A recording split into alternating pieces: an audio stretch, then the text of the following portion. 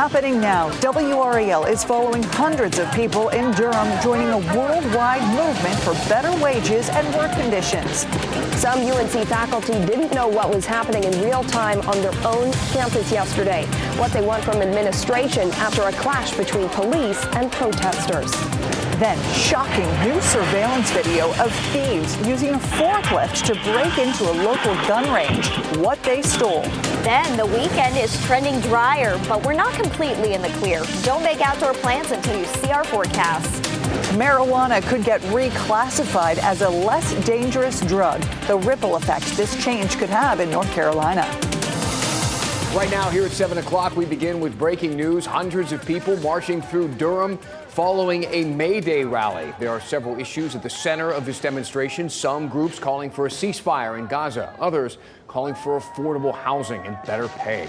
Thank you for joining us tonight. I'm Dan Haggerty. And I'm Ashley Rowe. This all started at CCB Plaza downtown. About 200 people marched all the way to Duke University. WRAL's Aaron Thomas is there live with a large crowd. Aaron, they've just stopped within the last about 10 minutes. That is correct, Ashley. In fact, we're going to work on connecting the dots for you. As Dan mentioned, there are several messages at play from the hundreds of demonstrators that you see here representing a number of different organizations. You have Mothers for Ceasefire, the Durham Association of Educators. You also have Duke Graduate Students Union, just to name a few. They chose Duke University. I actually just spoke with an organizer. He says that with the university being private, they don't have to pay any taxes within the local community. As a result, these folks are calling for Duke to pay about $20 million in taxes to help local economy.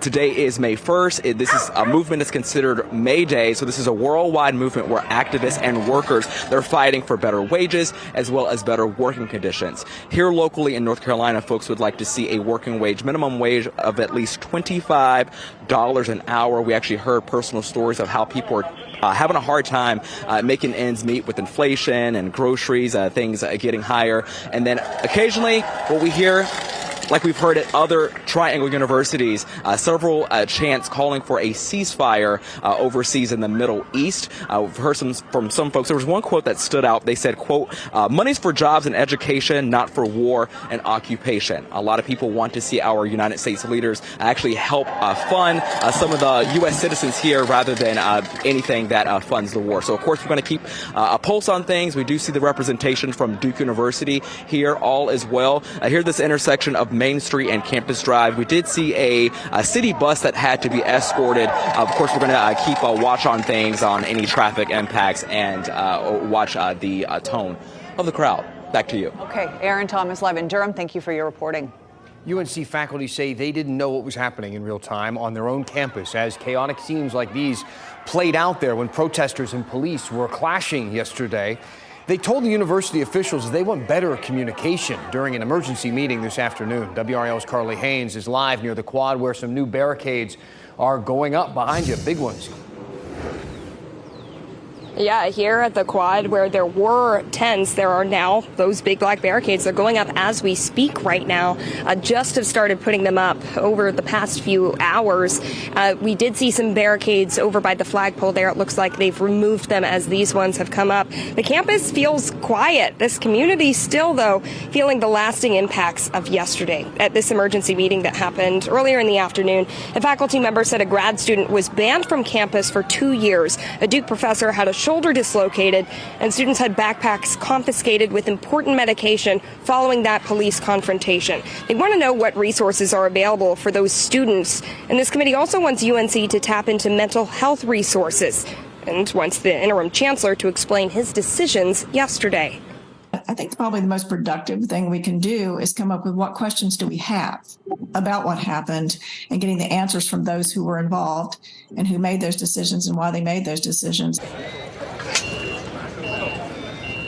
Meanwhile, students are entering exam week. Committee members discuss the need to handle testing for students who may feel uncomfortable being on campus. And with graduation a week from Sunday, faculty says families want reassurance that campus is in fact safe, and they want that reassurance to come from university administration.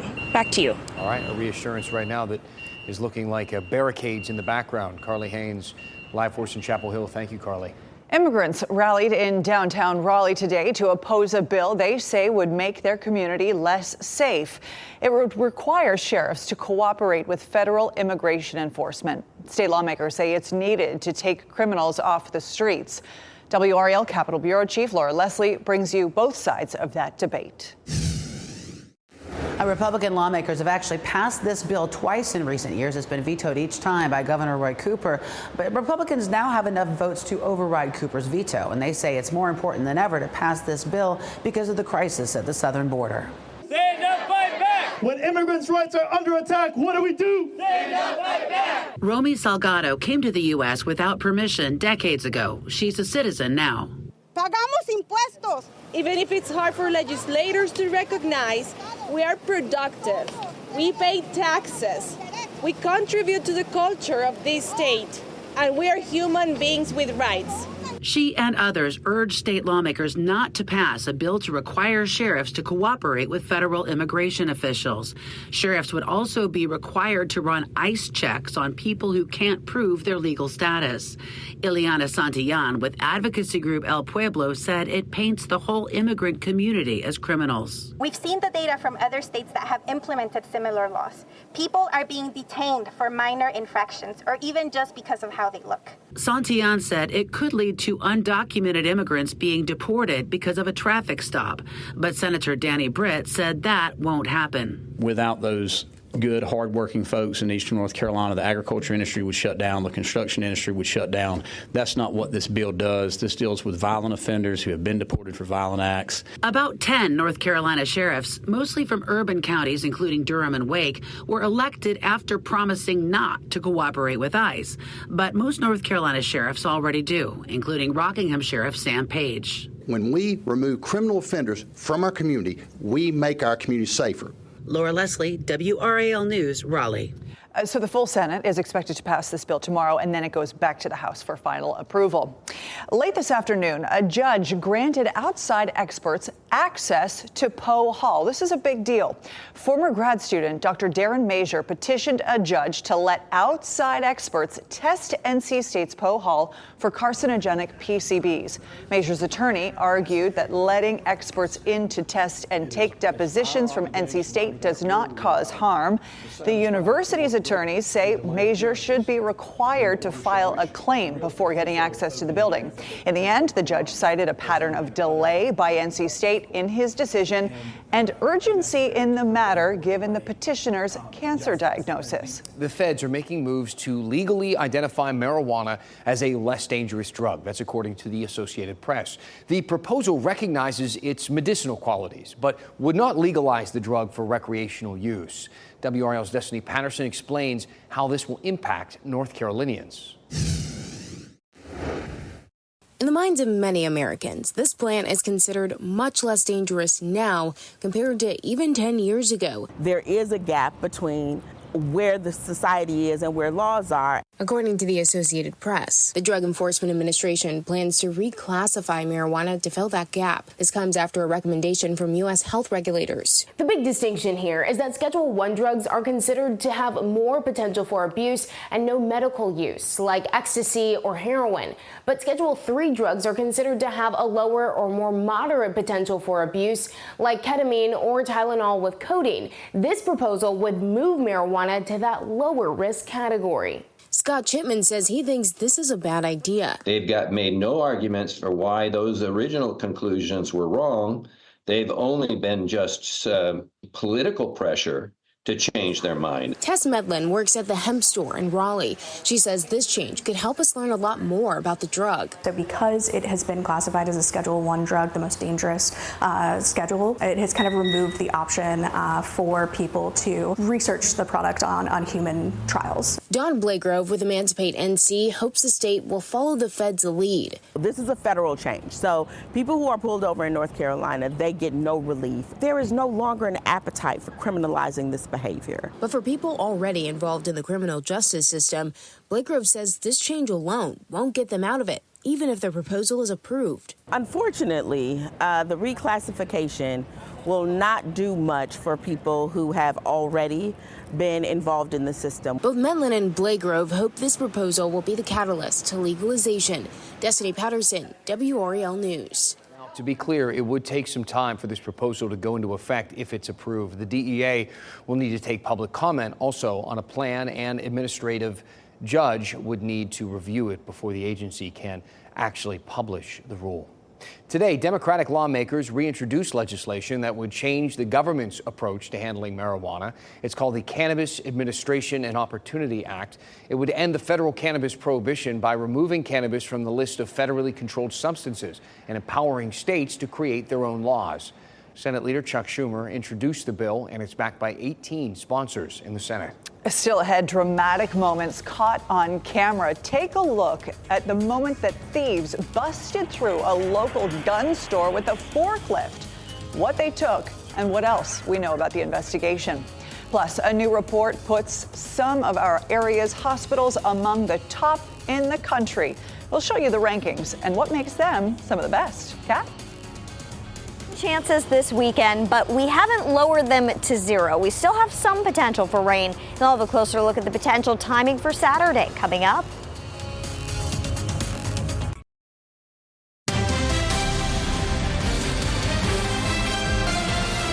Well, this is a pretty dramatic video. This is of a forklift ramming into a building here. Some crooks were doing this to a Youngsville gun range, trying to break inside. Happened at the Youngsville Gun Club and Range near Park Avenue and Franklin Park overnight. In the video, you can see the suspects use that forklift to smash into the building. 3 men run into the store where police say they took pistols and long guns. The owner of that range, Jason Gladwell, says his security system is able to provide a lot of key details to investigators.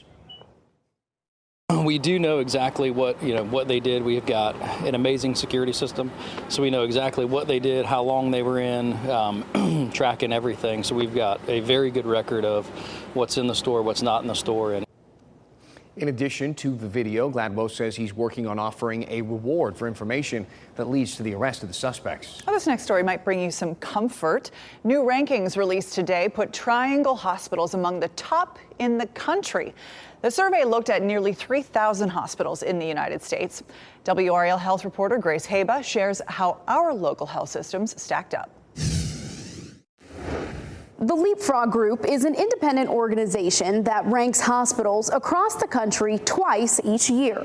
The facilities are ranked by state, and for the first time, metropolitan areas were also graded, and the Triangle came in the top 10. The spring hospital safety grades assign either an A, B, C, D, or F to general hospitals. It's based on how well the facilities prevent medical errors and things like falls or infections after surgery. The survey also looked at how patients rated communication with medical staff. Doctor communication, nurse communication, communication about medication, discharge information. So whether when you leave the hospital, do you know what to look for? What could go wrong? Several local hospitals, including Duke's University, Regional, and Raleigh hospitals, UNC's Rex and Holly Springs, and Wake Med Raleigh and Cary, received A grades. Many others nearby were ranked with Bs. Healthy competition is really important, and I think that it's a good sign to have several organizations that are excelling. On the list of the top 25 metropolitan areas in the country, the Triangle was ranked 7th, with over 62%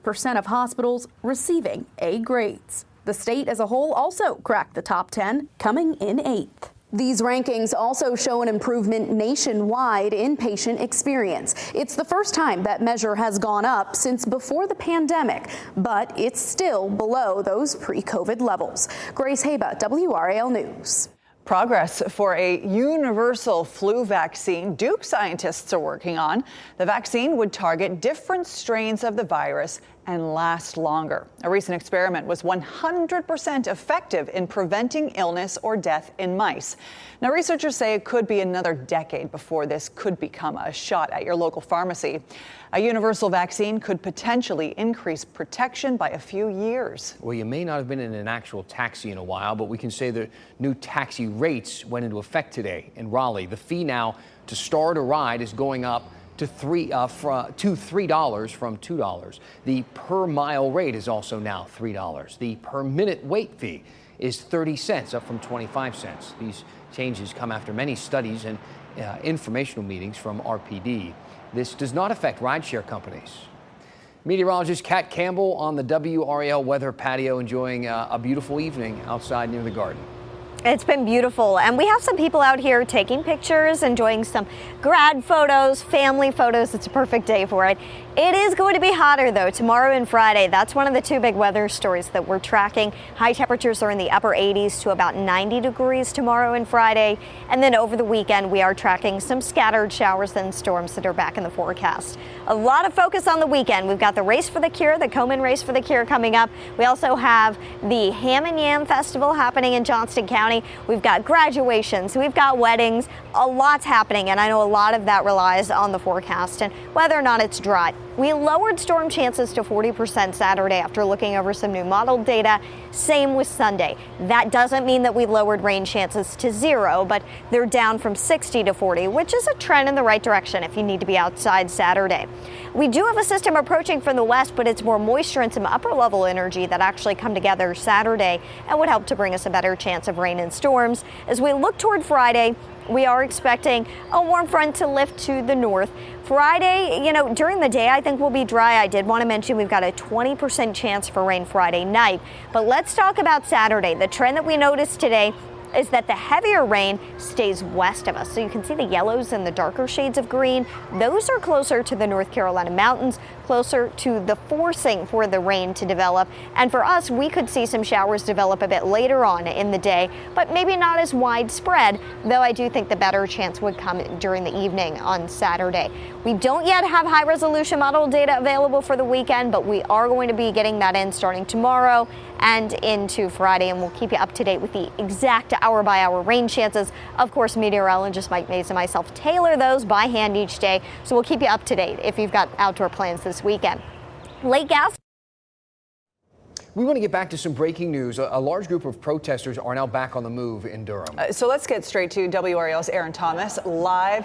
Aaron, this all started with what's called a May Day rally. That's correct, Ashley. In fact, so they're trying to tie several messages. So, of course, not only are they fighting for better wages, a better livable wage, but they're also calling for Duke University to pay its share in taxes to help support the local economy. We heard different stories of people who said that they're struggling with today's, inflation and groceries, you name a few. And later on our late news, beginning at 10 on Fox 50, we'll actually hear from some of those folks and what they're fighting for. Back to you. Aaron, thank you. The bear cub at the center of this disturbing and controversial video that you see right here is actually doing well tonight. This was a disturbing thing to see. So the cub was seen being pulled from a tree by visitors in Asheville so that they could take selfies with the animal. As a result, the cub was orphaned. So after the video went viral, NC Wildlife officials stepped in, and this is her, as you can see here. She arrived at the rehab facility. They say the cub is adjusting, which is good, but she's expected to be released back into the wild in the fall. It goes to show, don't we intervene enough as humans? It makes my blood boil, to be honest into their with you. habitat. Holy cow, I can't believe somebody would do that. So adoption fees for dogs, cats, puppies, and kittens are waived at Cumberland County Animal Services. It's part of the National Empty the Shelters initiative that runs through May 15th. You can see animals available for adoption on Cumberland County's website or by visiting the shelter on Corporation Drive. The ACC Player of the Year returning to UNC Chapel Hill for a 5th season. All-American guard R.J. Davis wrote on Instagram, "I'm back," when he posted a highlight video. He averaged 21 points a game in his senior season and moved up to 5th in scoring in program history. It marks the 2nd straight year that a top UNC player has returned for a 5th season. Tar Heel fans got to be loving that one. Canes fans happy too. They caused some chaos at PNC last night, scoring 2 goals in 8 seconds, closing out the series against the Islanders. The final score, 6-3. Now the Canes have another more intense New York team to face. Today was a day off. Tomorrow the team gets back to work to get ready to take on the Rangers in the 2nd round. How about this fun fact? Rod Brindamore and the Rangers coach won the Stanley Cup together in 2006 when they both played for the Canes. I mean, we know what they are all about. And they get this immense talent and coached really well, and good goaltending. What don't they have? So we know it's going to be a tough matchup. Tony DeAngelo, who left the third period last night, is feeling better. Another update for you. Brett Pesce, hurt in Game 2, is out of his walking boot. He is expected to play in this next series. Game times for round 2 have not been set just yet. Yeah, he doesn't need to walk. He just needs to skate. Yeah, just that simple. Put the skate on. The skating boot. It's been fun to watch. Let's hope they can keep that momentum going with more trips to New York. Thanks for making WRAL your choice for local news. Our next newscast is at 10 on Fox 50 and 11 on WRAL. We will keep you updated on everything that happens in Durham with that walk. Have a great night.